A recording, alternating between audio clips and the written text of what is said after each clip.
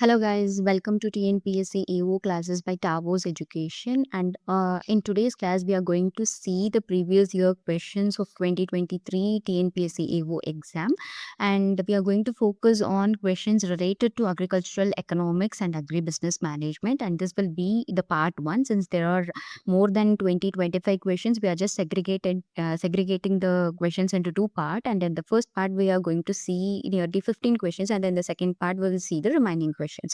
So with this, we'll start the session. And here goes the first question.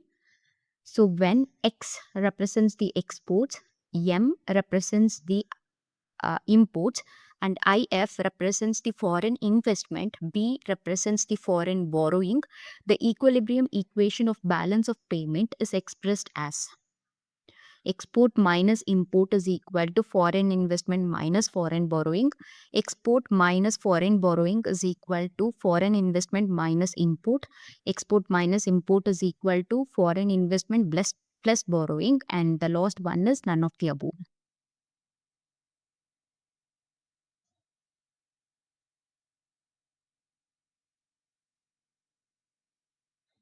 And the correct option will be option C, export minus import is equal to foreign investment plus borrowing.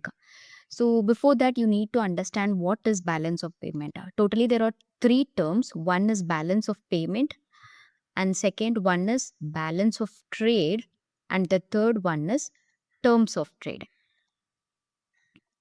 So what does balance of payment means? Balance of payment is nothing but it is a financial statement that shows the money flowing in and out of a country, including goods, services, investment, and financial transfers. Usually they calculate it for a year. So it is nothing but the goods and services that is transacted among the countries. Balance of trade is nothing but it is the net difference specifically between the value of physical goods exported and physical goods imported. It is nothing but the difference between export and import, but we majorly focus only on goods. But here it is also the difference between export and import, but we focus both on goods and services. And terms of trade is nothing but the ratio of export prices by import prices. This will be the terms of trade. It is export by import. So, how we got this answer? Because in balance of payment, we always focus on counterbalancing the net current account balance and the capital account receipts. So, capital account receipts is nothing but the foreign investment and foreign borrowings. Net current account balance is nothing but the export and import, the difference between the export and the import.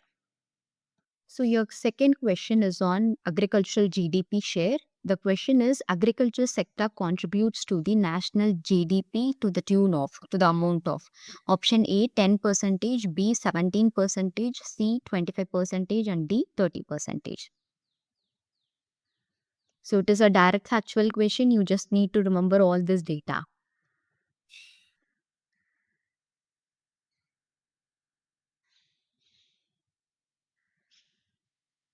The correct option will be option option B 17 percentage. Usually the contribution will be between 17 to 18 percentage. Your next question is on employment generation. Agriculture provides employment to the following percentage of Indian population in 2020. What is the employment generation by agriculture sector in the year 2020? Option A 25 percentage, B 35 percentage, C 42 percentage, and D is 50 percentage. So this is also a direct factual question. You just need to remember the data.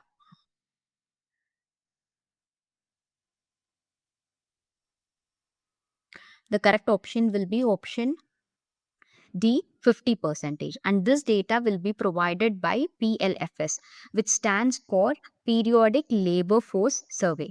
Under Periodic Labor Force Survey, they majorly focus on three dimensions. The first one will be the LFPR. So LFPR stands for Labor Force Participation Rate, LFPR, and second one will be WPR, Worker Population Ratio, and third one will be Unemployment Rate.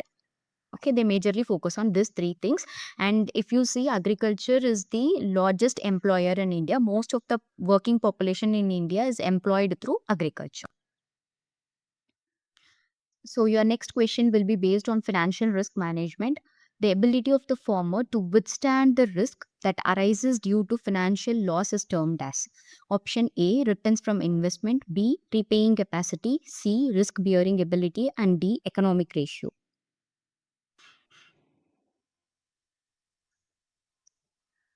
The correct option will be option C, risk bearing ability. They have directly given the keyword in the question, so you can answer it directly. So, what does this mean? It comes under the 3 R's of a credit, which is used for financial evaluation, and you can just call it as a financial evaluation framework. So, the 3 R, the first R will be returns from investment, second is repaying capacity, and third will be the risk bearing ability. While focusing on returns from investment, you majorly focus on the economic viability.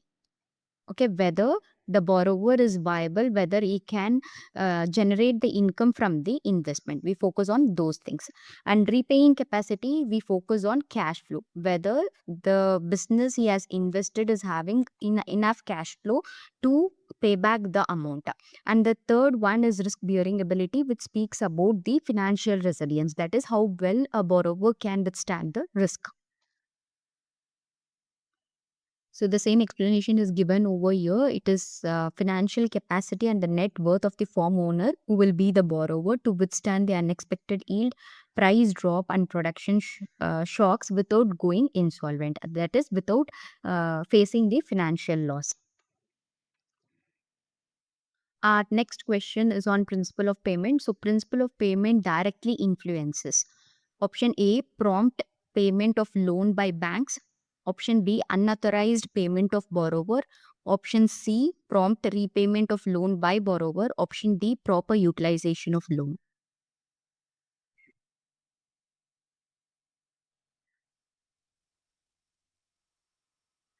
So the correct option will be option C, prompt repayment of loan by the borrower. So whatever we have seen in the previous slide and this slide, everything comes under the financial evaluation framework. Totally, there are 3 evaluation frameworks, that is 3R, 5 Cs, and 7 Ps. So this principle of payment comes under 7 Ps. We know this 3R we have already discussed, and 5C stands for character, capacity, capital, condition, and common sense. And 7P stands for principle of productive purpose, principle of personality, principle of productivity, principle of phased disbursement, principle of proper utilization, principle of payment, and principle of protection. So these are the 7 Ps. And while we speak about principle of payment, we are speaking something about repayment, how well the borrower can repay the loan amount. And the same explanation is given over here. So, while speaking about the principle of payment, we speak about the structuring repayment schedules where it match with the cash inflow or the harvest cycle, which makes the farmers to pay the amount timely and in a prompt way. Next question is on agricultural finance. LAMPS, large agricultural multipurpose societies. It is also called as large-sized Adivasi multipurpose cooperative societies, were established in the year. Option A 1951, B 1961, C 1971, and D 1981.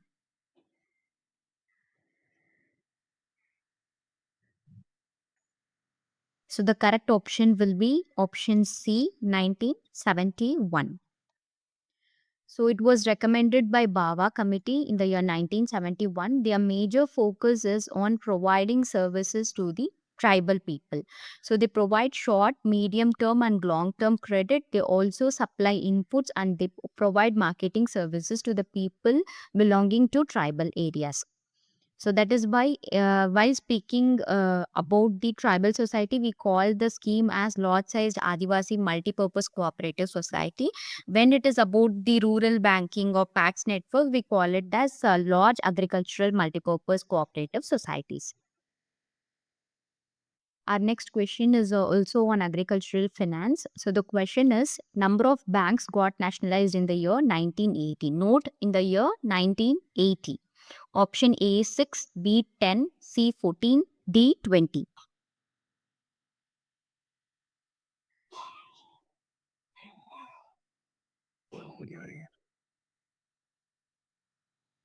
So the correct option will be option A, that is 6. So 1980 is the time duration where we went for second phase of nationalization, and first phase of nationalization was on 1969. Okay, during first phase of nationalization 14 banks got nationalized, and during the second phase of nationalization 6 banks got nationalized. So here is the explanation. So second phase is on April 15, 1980. 6 private banks got nationalized, and then first phase, 14 banks got nationalized, and the date is on 19th July 1969. And who was a prime minister during the first phase of nationalization? It was Indira Gandhi. Remember that. And in the first phase of nationalization, the total deposit of the bank was expected to be more than 50 crore. Okay, it was 50 crore, and in the second phase of nationalization it was expected to be more than 200 crore. Okay, these are some of the important points you need to remember about the nationalization concept. Next question, RRBs, regional rural banks, are sponsored by option A, state government, B, central government, C, commercial banks, D, cooperative banks.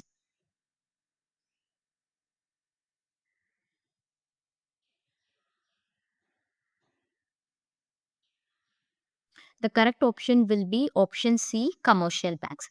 So if you see technically, state government, central government and commercial bank, all three will combine and contribute to the functioning of RRBs, and cooperatives will not have any link with the RRB. Okay, so state government will contribute 15 percentage, central government will contribute 50 percentage, and commercial bank will contribute 35 percentage. 15, 50 and 35.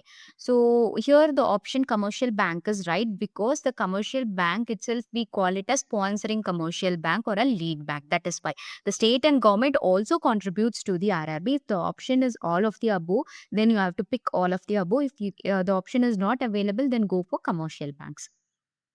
The explanation which we have already discussed is given here.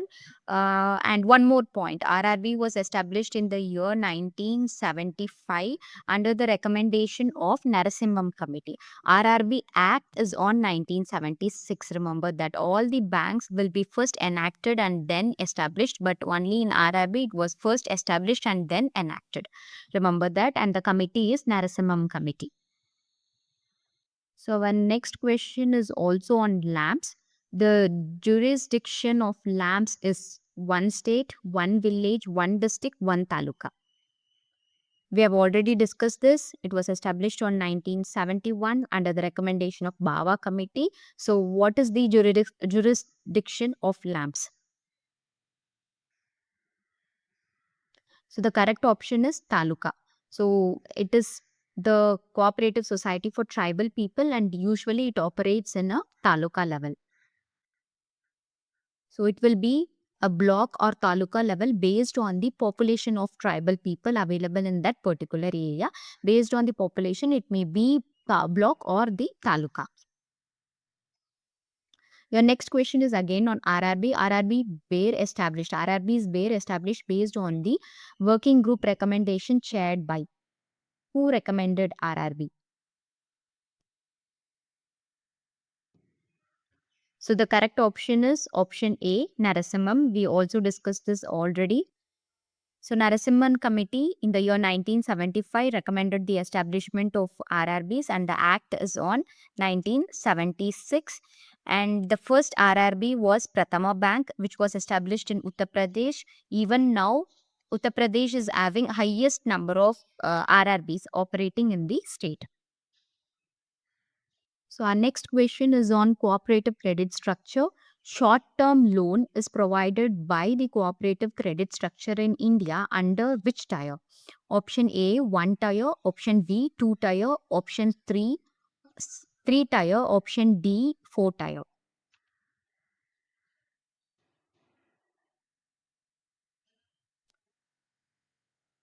So the correct option will be option C, 3 tier. Okay, there are only 2 tier in the cooperative credit structure. One is for short term and medium term, and Another is for long term. For short and medium term, we go for three-tier credit structure in India, and for long term, it is two-tier credit structure. So under three-tier, first comes the state cooperative bank, which operates at the apex level, followed by state cooperative bank. It is district central cooperative bank, which operates at district level, and finally there comes the PACS, primary agricultural cooperative credit society or cooperative societies. And in long term, it is two-tier credit structure. At state level, it is State Land Development Bank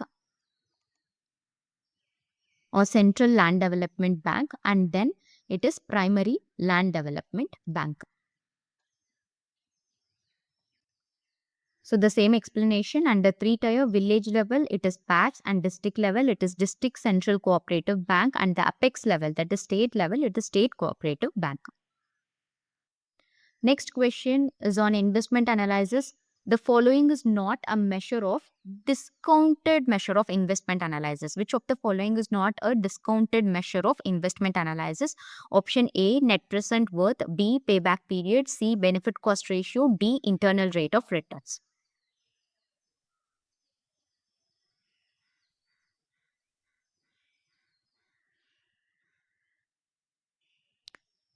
The correct option will be option B, payback period.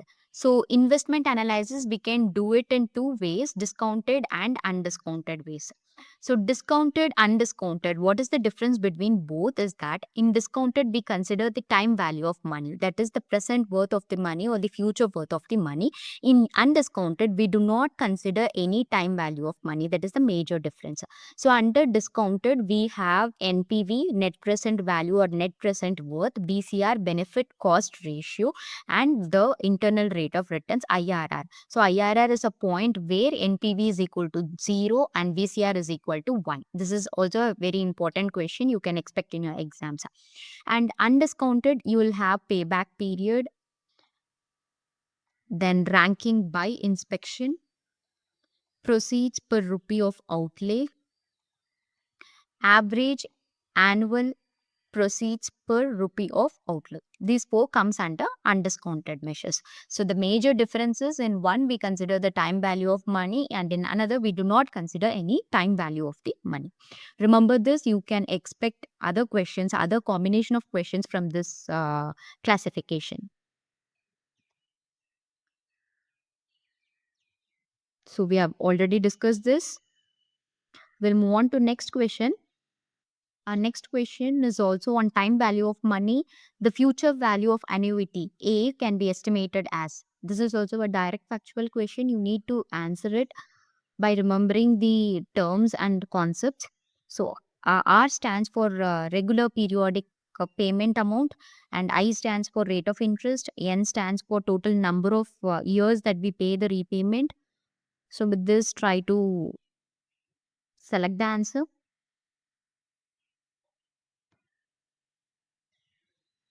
So the correct option will be option A. So before that, what is annuity? Annuity is nothing but the total value of a series of equal regular payments accumulated at a specific interest rate over a set period of time. It is simply the series of payment that we pay after borrowing the loan. That is what we call it as annuity. The annual payment what we pay is called as annuity. And we have already discussed this.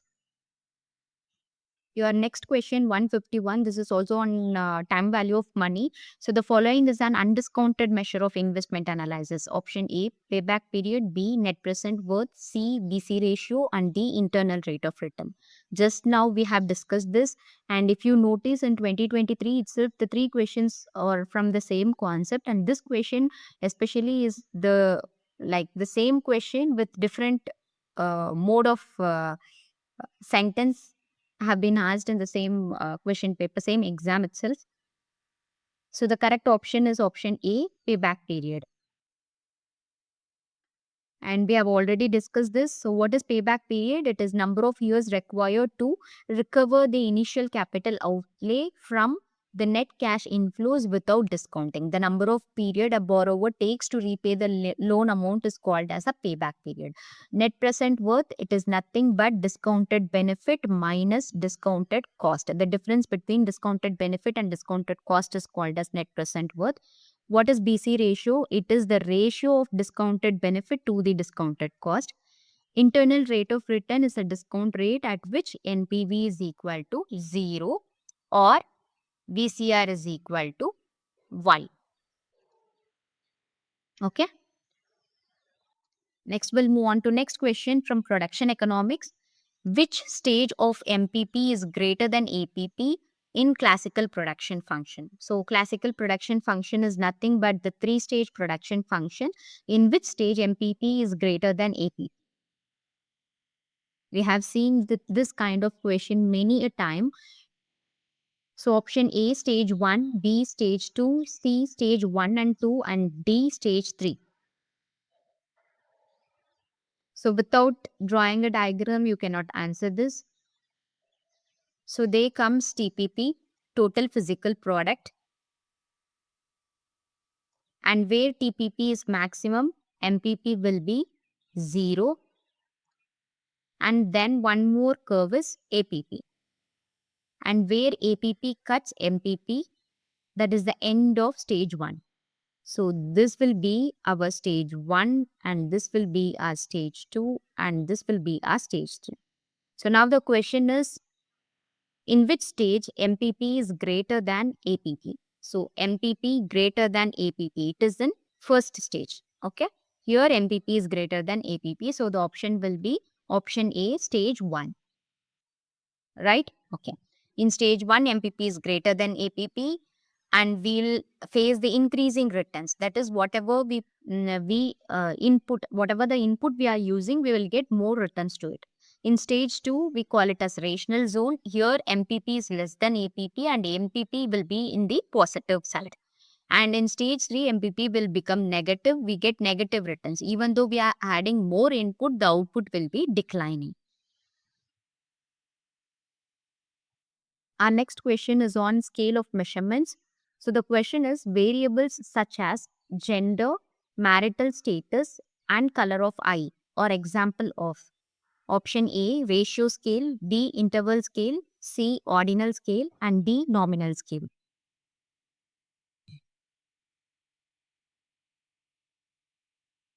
The correct option will be option D, nominal scale. So you need to understand each of the concepts because it is very important, and this question you can expect in statistics also. So why it comes under nominal? Because all the labels will come under nominals. For example, gender, it can be male, female, others.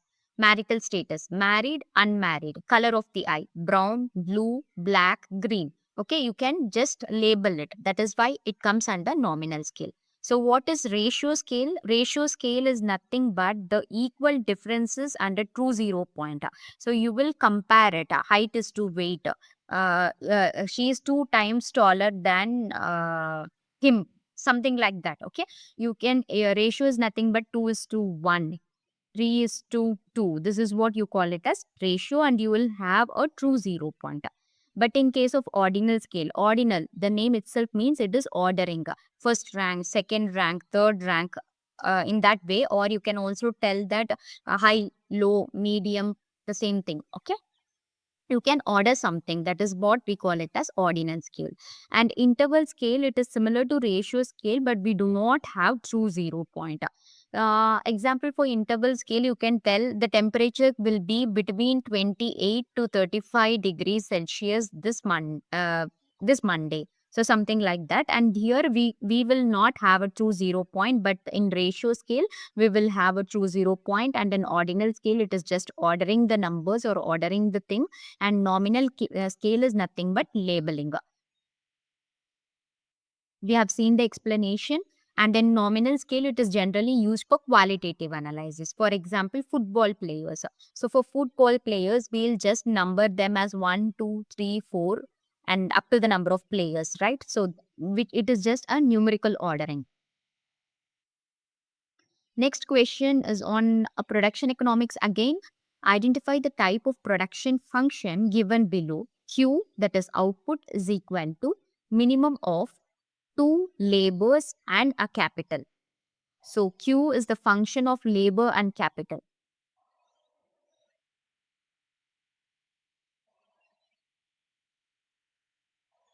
The correct option will be option B, Leontief production function. So Leontief production function will always contain a minimum function, and which means that there is a fixed proportion in the input level. So here if you can see, it is always represented as minimum of labor and capital, and they are used in fixed proportion. That is, you cannot either substitute capital for labor or labor for capital. That is why here the elasticity of substitution will be always equal to 0. Okay. And in Leontief production function, the graph will have a L-shaped curve. That is also a very important question you can expect from this concept. Okay. And remember, it doesn't deal with substitutes, rather, it deals with perfect complements. That is why the curve is an L shape. That's it. We are in the end of the video. Thank you all for watching the video. Hope you all enjoyed it, and hope you gained some knowledge regarding the agricultural economics and what are the questions they might ask in the TNPSC AO exams. This is not only for AO. You can also expect these questions in other competitive exams also, because these are some of the standard concepts that will be repeated in most of the exams. And as I insist you not to depend only on this video, there is more lot than what we have discussed today. So always go for a detailed study and then use this video for final revision or checking your knowledge and level of understanding. That will make you more confident. This thing I'm telling in every video. So we have a detailed explanation, unit wise explanation videos also. Please make use of that, and thank you once again for watching the video. Bye bye, take care.